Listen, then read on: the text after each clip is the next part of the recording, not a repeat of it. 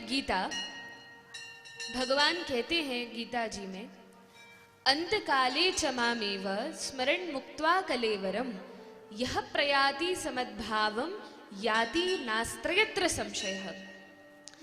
कहते हैं कि जो व्यक्ति मृत्यु के समय मेरा स्मरण कर लेता है तो इसमें कोई संदेह नहीं है, ये पूर्ण रूप से निश्चित है कि वह व्यक्ति मेरे पास मेरे धाम में आता है। अब मान लीजिए सभी लोग तो इतनी भक्ति नहीं कर पाते, इतना साधन नहीं कर पाते कि भगवान के धाम एक ही जीवन में चले जाएं।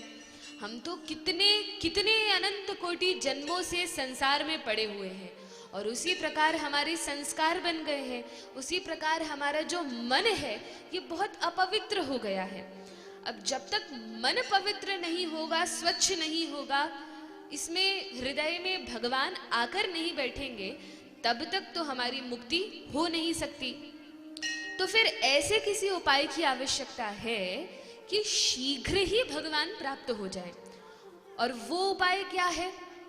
तो कहा कि ठीक है, यदि बहुत अधिक साधन भी ना बन सके, लेकिन अंत समय में किसी व्यक्ति को भगवान याद आ जाए तो क्या होगा?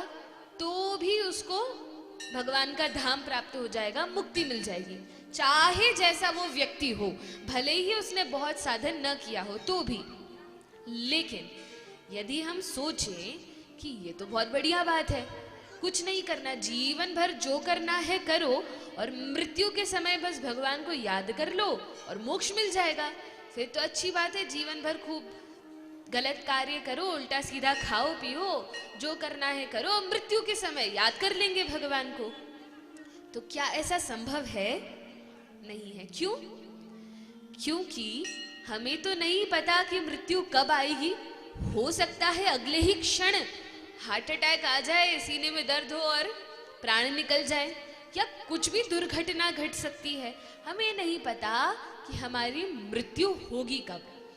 इसलिए इस भरोसे तो हम रह नहीं सकते कि मृत्यु के समय भगवान का स्मरण करेंगे। दूसरी बात, जब मरण काल होता है, मृत्यु का समय होता है, उस समय जीवन भर हमने जिस व्यक्ति या वस्तु से सबसे अधिक आसक्ति या आकर्षण उत्पन्न कर रखा है, सबसे अधिक समय जिस वस्तु या व्यक्ति को दिया है, मृत्यु के समय वही याद आता है। मान लीजिए किसी व्यक्ति की खाने में बहुत रुचि है, स्वादिष्ट स्वादिष्ट भोजन, ये वो और बहुत कुछ खाने में उसकी रुचि है, तो मृत्यु के समय उसको क्या याद आएगा?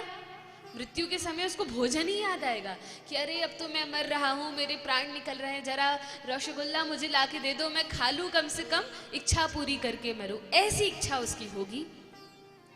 और यदि और किसी वस्तु का लोभ लालच है, धन का है, कुछ का है, तो मृत्यु के समय वो याद आएगा। कुछ धनी व्यक्ति होते हैं जिनकी धन में बुद्धि होती है, धन में आकर्षण होता है, तो मृत्यु के समय याद आता है, बड़ा कष्ट होता है कि अरे जीवन भर इतना धन जोड़ा, इतनी कमाई की, लेकिन सब व्यर्थ चला गया, मेरे साथ तो कुछ जाएगा नहीं। वो सब याद आता है, मेरी इतनी जमीन है, बंटवारा कर देना, ये कर देना, वो कर देना। जिसकी अपने बच्चों में, परिवार में आसक्ति होती है, तो मरते मरते कहते हैं ना, मेरी बेटी को बुला दो, बेटे को बुला दो, इसका मुंह देख लो, उसका मुंह देख लो। उनका मुंह देख के मरते हैं और फिर वहीं उनके घर में कहीं कुत्ता बिल्ली बन के जन्म लेना पड़ता है। क्यों? क्योंकि उनमें उस व्यक्ति की आसक्ति है। तो जहां हमारी आसक्ति होती है, मृत्यु के समय खास करके अगला जन्म उसी भाव में हमें प्राप्त होता है। भगवान कहते हैं, यम यम वापि स्मरन् भावम त्यजत्यन्ते कलेवरम तम तमे वैति कौन्तेय सदा तद्भाव भावितः। जिस भाव का स्मरण करते हुए व्यक्ति मरता है, अगले जन्म में उसी भाव को प्राप्त होता है।